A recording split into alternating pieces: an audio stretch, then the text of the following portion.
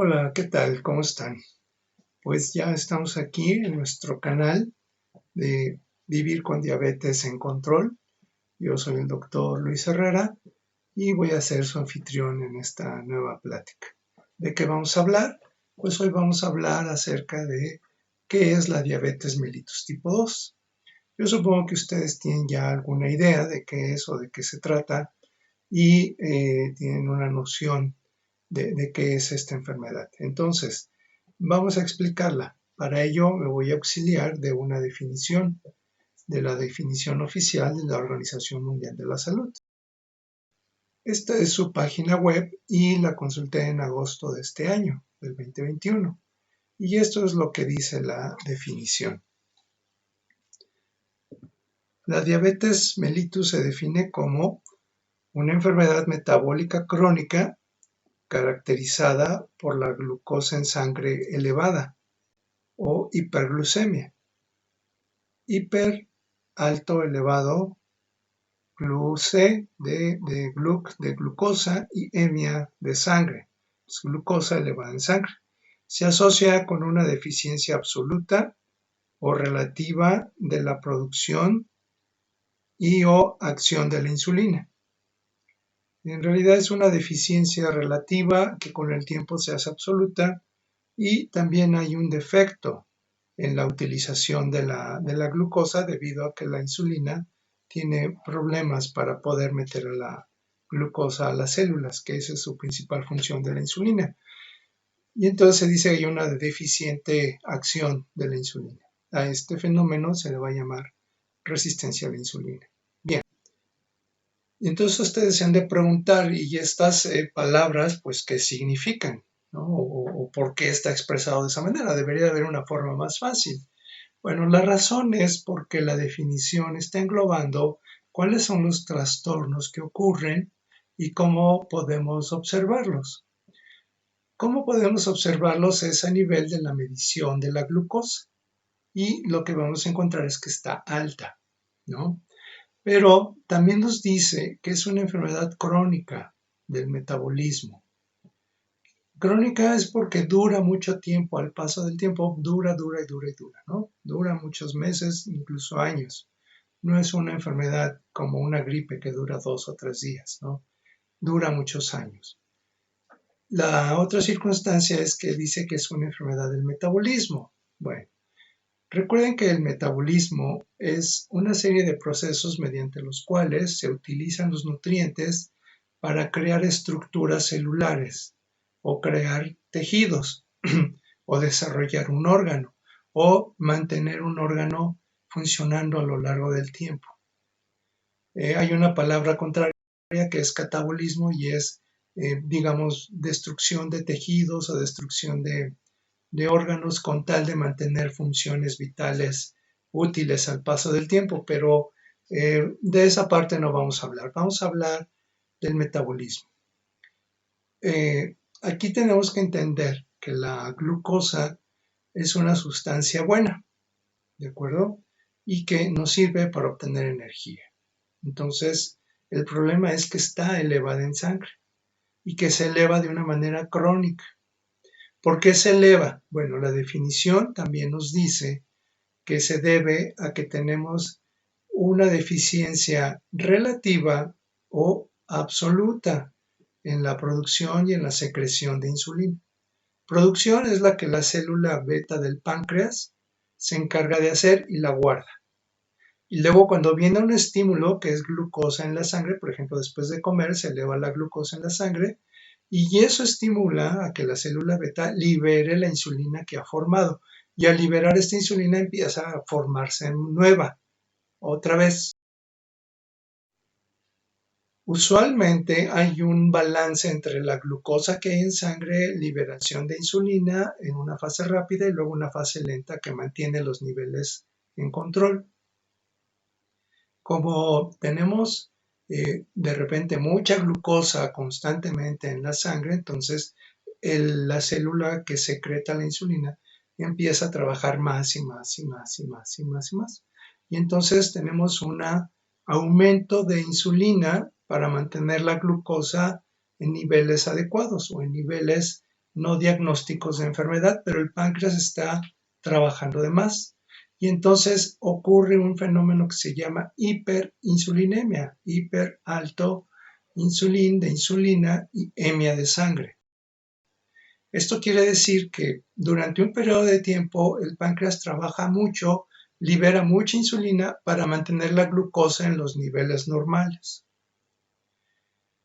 Después de un tiempo va a llegar a una meseta esta liberación de insulina y ya no va a controlar también los niveles de azúcar que van a ir subiendo.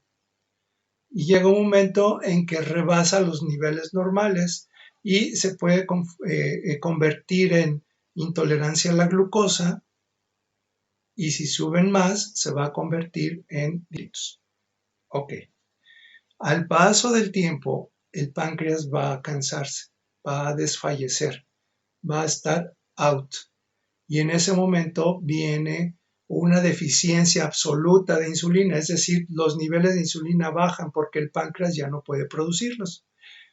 Y cuando eso ocurre, pues la glucosa sigue estando alta y se sigue manteniendo alta por mucho tiempo. Entonces ya vimos por qué es una enfermedad crónica del metabolismo, principalmente de la glucosa, pero que afecta a las proteínas y afecta a las grasas. Por eso los pacientes con diabetes tienen los lípidos altos o los triglicéridos, las grasas de la sangre altas, el colesterol malo, y el colesterol bueno disminuye. Entonces, una enfermedad crónica del metabolismo que se caracteriza por glucosa elevada en sangre. Ya vimos por qué. Ya el páncreas no alcanza a controlar con los niveles de insulina el nivel de glucosa y este sube hasta que llega a los niveles de diabetes. Y luego dice que se debe a una deficiencia relativa. Al principio es una deficiencia relativa porque realmente tenemos hiperinsulinemia, pero que ya no controlan los niveles de glucosa. Entonces es una deficiencia relativa porque tenemos mucha, pero no alcanza. Y que al paso del tiempo se hace una deficiencia absoluta. Y nos habla de un último factor. Hay una deficiente acción de la insulina en las células. Para esto tenemos que imaginarnos que la célula tiene una antena. Esta antena se llama receptor. Y cuando viene la insulina con glucosa, se pega la insulina al receptor, hay una serie de mensajes dentro de la célula y se abre una puerta por donde va a entrar la glucosa, que eso es lo que hace la insulina. ¿Qué ocurre? Al principio hay tanta insulina que los receptores empiezan a esconder en las células, ya no los vemos, solo hay de vez en cuando salen, ¿no? Y con el paso del tiempo, aunque estén afuera, ya la señalización que va dentro de la célula es deficiente, está alterada. Y entonces ya no puede abrir la puerta para entrar la glucosa. Y como ya no puede entrar la glucosa empieza a quedarse afuera en el torrente sanguíneo. Pero la célula sigue teniendo hambre y sigue mandando los estímulos para que nos dé apetito y busquemos qué comer. Ese fenómeno primero de saturación del receptor, porque hay mucha insulina, y luego ese fenómeno de que las señalizaciones ya no son las adecuadas, ya no están bien, ya el sistema se ha como que descompuesto, entonces ya no tenemos respuesta para meter glucosa a las células. A ese fenómeno en conjunto se llama resistencia a la insulina, y la resistencia a la insulina es uno de los fenómenos más tempranos que nos van a llevar a diabetes. Puede no llevarnos, pero usualmente nos va a llevar a diabetes. En este momento entonces ya sabemos a qué se refiere, que es una enfermedad crónica del metabolismo de la glucosa y de otras sustancias como son grasas y proteínas, que se caracteriza por hiperglucemia o glucosa alta en sangre, que se acompaña de una deficiencia relativa y después absoluta en la producción y secreción de insulina y una deficiencia en la acción de la insulina en las células a través de su receptor. Ok, Eso es la diabetes mellitus. Conclusión, glucosa alta en sangre, pero acompañada de esos factores. Quizá en este momento usted se esté preguntando, bueno, y entonces esta enfermedad, ¿por qué la tengo yo? ¿Es tratable? ¿Realmente es tratable? Porque si es crónica, igual y me dan medicamentos nada más para llevarla, pero no me va a funcionar. O esta enfermedad me va a cortar mi tiempo de vida. ¿Tiene esa posibilidad de hacerlo? Vamos a contestar estas preguntas. Para hablar de enfermedad, nosotros tenemos dos factores clave en todas las enfermedades. Una es la información genética, es decir, la información genética en la cual todos tenemos una información genética específica. Y esa información genética nos da características. Hay gente que tiene el pelo chino o lo tiene rizado o lo tiene lacio y algunos no tenemos pelo. Hay otras personas que tienen los ojos cafés como los míos o los tiene azules y de azules de diferentes tonalidades de azules. Hay algunos que tenemos la nariz un poco más chata y hay gente con la nariz un poco más puntiaguda y respingada. Hay gente que tiene la nariz aguileña. Hay gente que es más alta o más fuerte o tiene una piel más o menos morena o de plano blanca, amarilla como los asiáticos, ¿no? Son características propias de cada sujeto y las combinaciones son infinitas, como tantos sujetos haya, ¿no? Y así como esa combinación para esas características, también existe la combinación para desarrollar ciertas enfermedades. No todos desarrollamos las mismas enfermedades, aunque todos seamos hispanos, que es una de las razas que más diabetes tienen. No todos vamos a tener diabetes mellitus, o no todos van a tener, igual y yo sí, no lo sé. Pero no todos la van a tener solo porque pertenezcan a esta raza, ¿de acuerdo? Existe otro factor, que son los factores ambientales. Los factores ambientales no es nada más el clima, o si llueve mucho o llueve poco, claro que influye, pero también se refiere a la alimentación, se refiere a si somos sedentarios, se refiere a si tenemos estrés, se refiere a si tenemos un tren de vida muy agitado con muchas deficiencias de alimentación o de ejercicio, se refiere a si por nuestro trabajo estamos sometidos a gran tensión, si tenemos hipertensión, si somos obesos, qué tan obesos somos, muy obesos, poco obesos, etc. Y esta parte tiene mucho que ver, en particular en diabetes mellitus, sobre todo a dos factores, alimentación y ejercicio. Entonces, no todos van a desarrollar la enfermedad, pero sí los que tengan problemas para mantener una alimentación correcta y un estado de ejercicio. ¿Por qué? Porque uno de los factores que llevan a resistencia a la insulina es precisamente el sedentarismo y la obesidad. Y la obesidad es muy común en las personas que no se alimentan de manera correcta. Entonces estamos los dos factores. Por ejemplo, se ha visto que gemelos que por alguna circunstancia tuvieron que ser separados desde la infancia, tuvieron la misma información genética, pero factores ambientales diferentes. Y lo que se observó es que esos factores ambientales fueron determinantes para que uno de los gemelos sí tuviera diabetes y el otro no. Uno sí tuviera sobrepeso y el otro no. Uno sí tuviera problemas de sedentarismo y el otro no. Era cultural el asunto. Otro fumaba y el otro no fumaba y así cosas diferentes.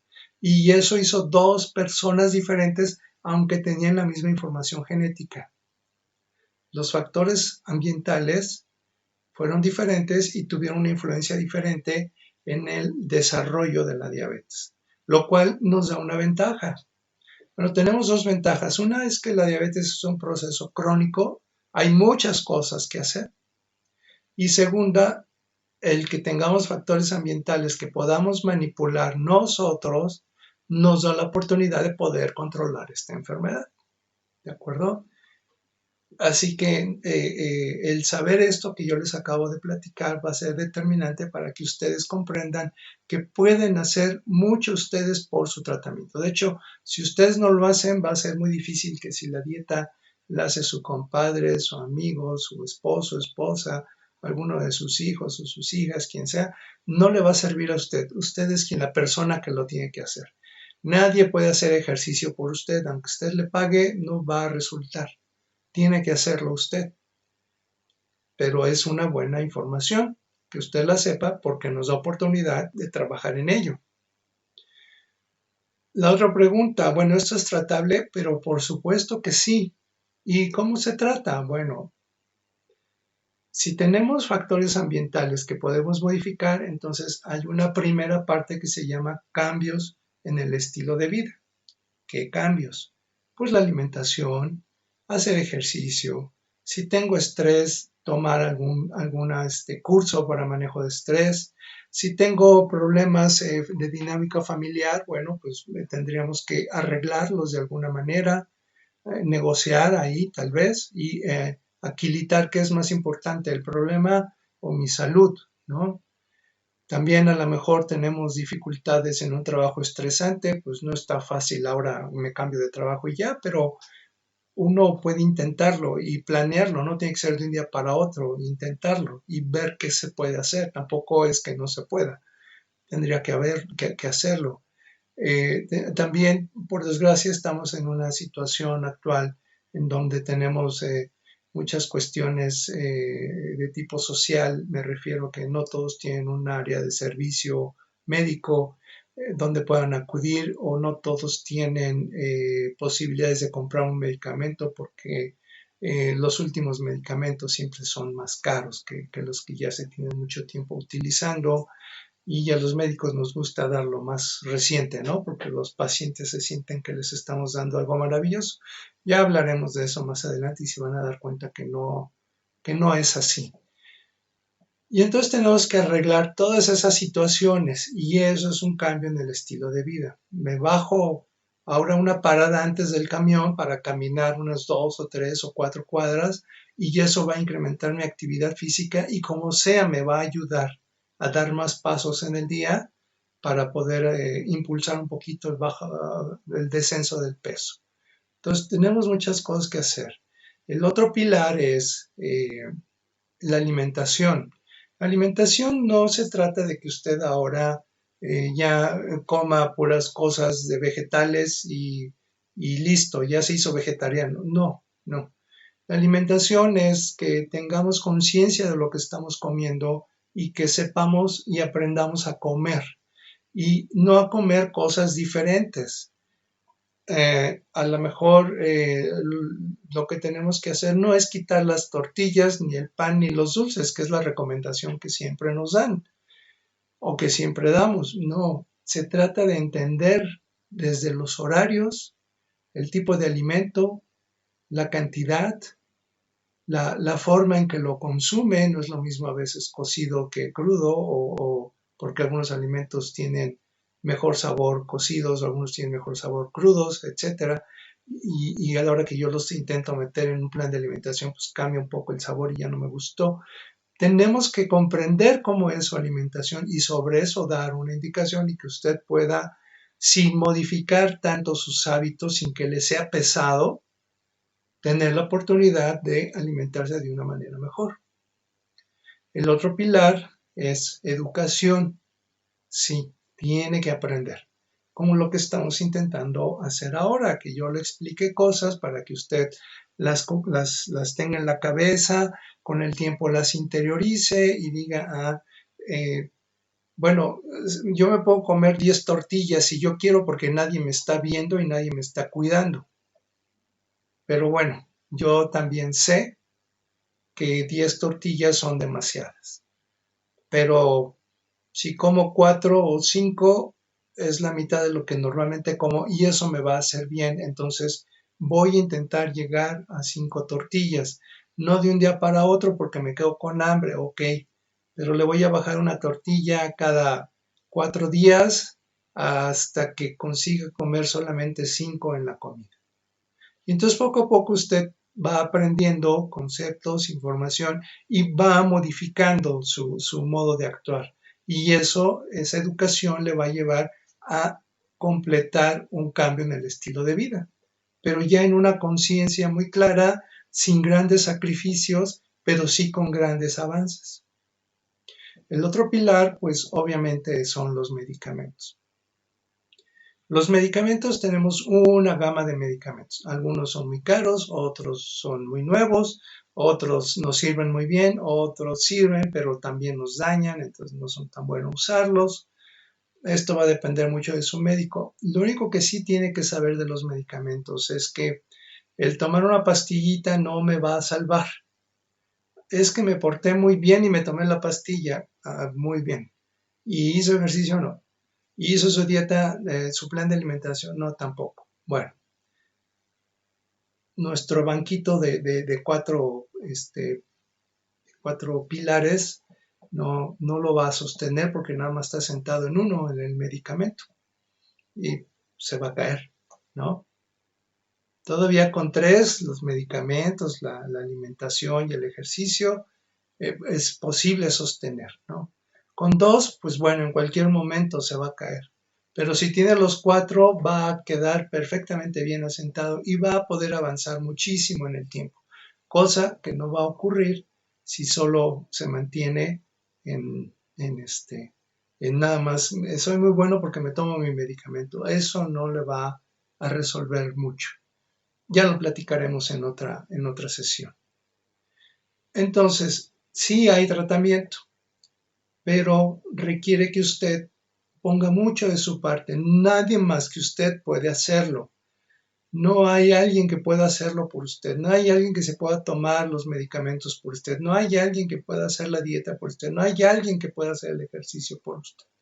Y todo eso es importante porque si logramos bajarlo de peso, la primera cosa que va a disminuir es la resistencia a la insulina. La segunda cosa que se va a controlar es las alteraciones de la insulina. Y la tercera cosa que vamos a mantener en control, ¿qué es? La glucosa. Porque los trastornos del metabolismo que se han generado por estas alteraciones se están arreglando. Y entonces ni siquiera tengo que preocuparme por la glucosa. Si hacemos todo en conjunto, su glucosa va a bajar solita. Entonces, es tratable. Si la enfermedad le va a causar un daño que pueda cortar su tiempo de vida, déjeme decirle que la diabetes es una enfermedad seria y claro, puede ser grave. Pero esto no es lo más importante que yo quiero que usted se quede. Eso no es lo más importante. Lo más importante es que antes de que suceda algo serio y grave, hay muchísimas cosas que hacer. ¿Cuáles? Las que le he explicado, a grosso modo. Todas tienen un núcleo de infinita información que sustenta por qué tenemos que hacer cada cosa, pero hay que aprenderla. Entonces, no es lo más importante que es grave y es seria. Lo más importante es, hay dos condiciones agudas que sí pueden causar que una vida se acorte. Una se llama coma hiperosmolar no cetósico. Esta ocurre en diabéticos tipo 2 y lo que sucede es que por la razón que sea, el nivel de glucosa sube y sube y sube y sube arriba de 600 miligramos de decilitro de glucosa. Y entonces esto trae un trastorno neurológico que es el estado de coma, es una pérdida del estado de alerta, la gente se queda como dormida y no responde bien a los estímulos. Pero en cuanto yo controlo la glucosa y empieza a bajar, los pacientes despiertan. Claro que si esto sucede a una persona que a lo mejor vive sola, pues no hay quien la auxilie y podría acortarse su vida. ¿De acuerdo? Entonces, esa podría ser una causa aguda. Se instala a lo largo de algunos días y hace un evento muy, muy claro en algún momento, ¿no? La otra situación se da en diabéticos tipo 1. También hay un aumento de la glucosa también muy alto, como 600. Ocurre lo mismo, pierden el estado de alerta, pero se acompañan de una situación especial. Debido a que hay una deficiencia de glucosa para entrar a las células, porque los diabéticos tipo 1, ellos sí tienen una deficiencia absoluta desde el principio. Bueno, relativa y después absoluta, pero muy rápidamente de insulina, ellos sí hacen un cuadro de cetosis. Esto es consecuencia de la utilización de las grasas del organismo para obtener energía de una manera secundaria, que de todos modos no les va a servir, porque esa energía se convierte en glucosa para poder entrar a la célula, pero como no tienen insulina, de todos modos no entra. Y entonces se acumula, sube el nivel de glucosa, más de 600, caen en coma, pero además están en un estado de acidosis en la sangre por estas cetonas que se produjeron en el metabolismo de las grasas. Y también esta es grave todavía en una rapidez mayor que el coma hiperosmolar no cetóxico de los pacientes con diabetes mellitus tipo 2. Esas son las principales dos causas por las cuales alguien puede acortar su periodo de vida en una forma aguda por la diabetes. La otra forma es que existen las complicaciones de la diabetes, que tienen una ventaja. Se establecen a lo largo del tiempo. Y estas complicaciones de la diabetes son la retinopatía, la cardiopatía, la nefropatía, la neuropatía, alteraciones intestinales y alteraciones en todos lados, porque en todos lados hay glucosa. ¿Por qué se da esto? Resulta que la glucosa la tenemos todos los seres vivos, pero tenemos cierta cantidad, nada más. Esta cantidad va a variar de acuerdo a lo que estemos nosotros en control y lo que estemos logrando en nuestros cambios en los hábitos que ya teníamos. Y entonces, si no tenemos un buen control, la glucosa se va a mantener alta y esta glucosa anda ahí dando vuelta en la sangre, pero se pega a la proteína. La proteína que podemos medir se llama hemoglobina, que es de los glóbulos rojos. Entonces la glucosa se pega a la hemoglobina y ahí se queda pegada. Y es la que medimos en hemoglobina glucosilada, ese estudio que se hace cada 3 meses y nos hace un promedio de su control. Entonces, como nosotros hacemos eso cada 3 meses, podemos evaluar después de esos 3 meses, en los siguientes 3 meses, qué tan buen resultado tuvo el tratamiento, porque esta hemoglobina se recicla. Los eritrocitos tienen una vida media entre 3-4 meses y después se rompen y se degradan y se eliminan de la sangre. Y viene hemoglobina nueva sin glucosa pegada. Como eso sucede, podemos usarla como una medición de cuánto hemos avanzado en nuestro tratamiento. Ya lo explicaré también en una plática para ustedes. Aquí lo importante es que la glucosa no solo se va a pegar a la hemoglobina, se pega a las proteínas de la retina, de los riñones, del corazón, del intestino, de los nervios, de todos lados. ¿Qué sucede? Que esta glucosa se va a degradar con el tiempo, así como si se fermentara. Es un proceso ni siquiera parecido, pero digamos que es un proceso que ocurre en esta glucosa como si se fermentara y se echara a perder, ¿no? Entonces, esta glucosa que está pegada a una proteína se degrada. Lo malo es que también afecta a la proteína a la que se pegó y esa proteína con el tiempo se va a degradar también. Y entonces perdemos proteínas estructurales y por eso nos dan las complicaciones. ¿Cuál es la buena noticia de esto que ocurre? Primero, tiene que pasar mucho tiempo en el cual podemos hacer muchas cosas. Y si entre esas cosas hacemos las cosas bien que he mencionado y nuestra glucosa baja, y la tenemos en control, entonces nuestras probabilidades de que la complicación venga igual y la evitamos, no venga, logramos que no venga. O hacemos que en vez de que venga dentro de 15 años, que yo pierda la visión por mal control, a lo mejor paso 40 años sin problemas y hasta dentro de 40 años empiezo a desarrollar la retinopatía, que será hasta que se cumplan 55 años, ¿no? Entonces yo tengo ahorita 40 y tardo 40 en empezar a hacer, y la máxima expresión va a ser cuando yo tenga, bueno, 40 y 40 son 80, cuando tenga 95 años, pues bueno, no está bien, pero tampoco afectó como si yo empecé a los 40 y a los 55 ya no puedo ver. La expectativa cambia por completo y eso es lo que me interesa que usted se quede. Sí tiene complicaciones, sí tiene algunos eventos que pueden acortar mi vida, pero en general tenemos mucho tiempo para hacer muchas cosas. Y eso es lo más importante que yo quiero que usted quede muy claro y que quede en su memoria. Tenemos oportunidad de hacer muchas cosas, no tenemos mucho tiempo, ni esa oportunidad va a durar toda la vida. No, es un breve tiempo nada más. Pero si lo hacemos, retrasamos las complicaciones. En primera, nunca vamos a tener complicaciones agudas.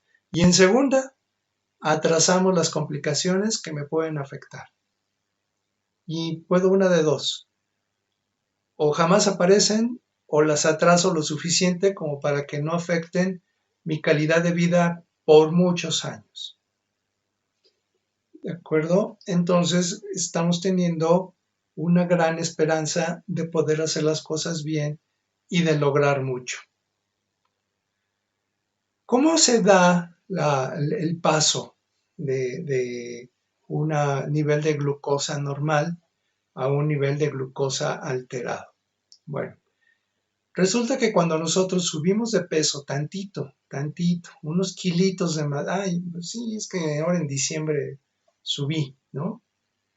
El maratón Guadalupe Reyes, ¿no? Subí en diciembre y en enero pues me tardé porque me fui hasta los tamales de febrero. Bueno, ok. Ese tiempo que usted subió sometió a su páncreas a mucho trabajo.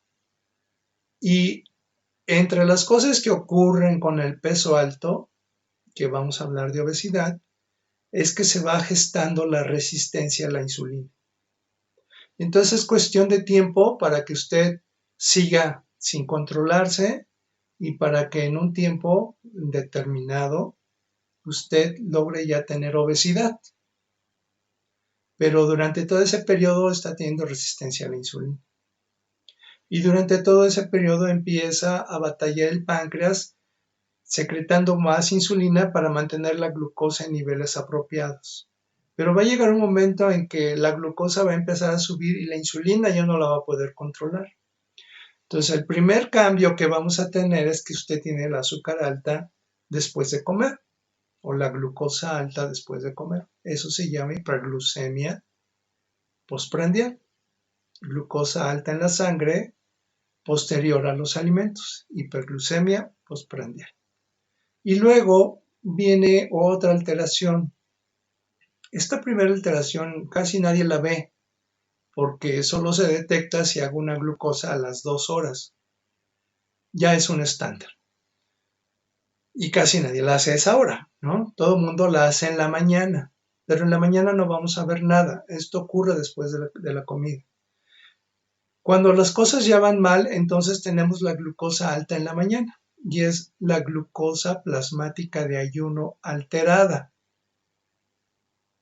Glucosa plasmática de ayuno alterada. Es la medición de la glucosa. Sangre se hace en plasma, que es un componente de la sangre, es la parte líquida de la sangre, el suerito. Tengo que tomar una muestra, la centrifugo en una máquina especial, entonces los eritrocitos se van al fondo y queda el plasma. Entonces tomo plasma, lo meto a la máquina y entonces ya me da el resultado de cuánta glucosa hay en plasma. Glucosa plasmática de ayuno, es decir, que por lo menos pasé 8 horas desde ayer sin probar alimento. Alterada, Alterada quiere decir que ya pasó los límites normales. Los límites normales, si ustedes los buscan en un libro de medicina, les van a decir que son 57 o 54 hasta 99. Abajo de 57 o 54, depende de la fuente, nos dice que es hipoglucemia, es decir, bajo nivel de glucosa en sangre. Hipo, bajo, glucosa, y emia, sangre. Glucosa en sangre baja. Ese nivel existe. Y luego tenemos hasta 99, es el nivel más alto normal. Pero si yo estoy teniendo 99, ya no estoy normal, ya tengo resistencia a la insulina. La gente con sobrepeso puede tener 99 y alguien le puede decir, pues estás bien, estás bien, estás en el límite normal. Sí, pero el daño ya se está produciendo. Entonces no es tan buen nivel. Lo que ocurre normalmente es que todos los seres humanos tenemos cierta cantidad de glucosa en la sangre, un límite aproximado entre 70 y 90. Y ese es el límite en que la mayoría de la gente está. Y la gente sana más hacia 70 y la gente que ya tiene algún problemita, pues más hacia 90. Y los que ya tienen más problemitas, es decir, sobrepeso o obesidad, pues a lo mejor ya tienen 95, 96, 97. Esa glucosa es normal. Cuando pasamos el 100 miligramos por decilitro, entonces entramos al terreno de la glucosa o prediabetes, ya el nombre lo dice. Y el límite superior de ese segmento es 125. Entonces, si alguien tiene entre 100 y 125, tiene prediabetes. Y ahí ya es cuestión de tiempo de seguir haciendo lo que esté haciendo ahora para tener las condiciones necesarias para desarrollar diabetes en algún tiempo. Ahí en las intervenciones, desde que tenemos 97 de glucosa, las intervenciones para disminuir ese nivel de glucosa son importantísimas, porque no solamente va a disminuir el nivel de glucosa y va a disminuir el peso, sino que va a evitar la progresión e intolerancia, que es a donde no queremos llegar. Bueno, entonces ya vimos cuáles son los niveles. Lo que ocurre una vez que llegamos a los niveles de diabetes, pues ya podemos hacer el diagnóstico y entonces ahora sí todo el mundo a cuidarse. Y a cuidarse usualmente se hace de una manera que nos deja mucho que desear y al paso del tiempo que vienen, o una complicación aguda o las complicaciones crónicas, que es lo que queremos evitar, ¿no? Por eso nosotros necesitamos tomar acciones desde una etapa temprana. Para este momento, entonces, usted se da cuenta que a pesar de que tenemos muchas situaciones que nos van a llevar poco a poco a encarrilarnos hacia el problema de la diabetes, porque México tiene un gran problema de diabetes que poco a poco se ha ido haciendo incluso en edades más tempranas. Bueno, tenemos mucha oportunidad para no caer en esas dificultades y lograr los cambios necesarios y suficientes, primero para no tener prediabetes y luego para no tener diabetes mellitus. Y si la tenemos, lo más importante es que tendremos oportunidad de seguir un tratamiento que nos permita tener un buen control de esa glucosa, evitar las complicaciones, que es lo que sí hace que una persona primero decaiga su calidad de vida de una manera muy severa y segundo, que tenga un motivo para tener un acortamiento en su periodo de vida, que es lo que todo mundo quiere conservar, ¿no? Bueno, pues creo que ya esas palabras de la Organización Mundial de la Salud, de que la diabetes mellitus es una enfermedad en la cual tenemos una alteración en el metabolismo de la glucosa y de las otras nutrientes, proteínas y grasas, que se caracteriza por hiperglucemia y por una deficiencia relativa y luego absoluta de insulina con una deficiencia en la acción de la insulina, creo que ya no nos es tan terrible la definición ni nos deja en el aire, ¿no? Creo que ya podemos decir que entendemos por lo menos esas palabras. Yo sé que he hablado con muchos términos, no se preocupen, los vamos a ir aclarando cada vez que platiquemos. Lo importante es que ustedes se queden hoy con la idea de dos cosas. La diabetes es controlable, es tratable y podemos tener una vida larga. Podemos vivir con diabetes en control. Yo soy el doctor Luis Herrera, soy su anfitrión. Los veré por aquí nuevamente. Les pido que si esta información les gustó, pues le den un like, que se suscriban, que activen la campanita y si consideran que esta información le puede ser útil a alguna otra persona que ustedes conozcan, pues por favor recomiéndesela para que pueda verla y tener algún beneficio de esto. Por lo pronto, yo les agradezco por haberme dado lo más valioso que ustedes tienen, que es su tiempo, y nos vemos aquí próximamente. Gracias y hasta pronto.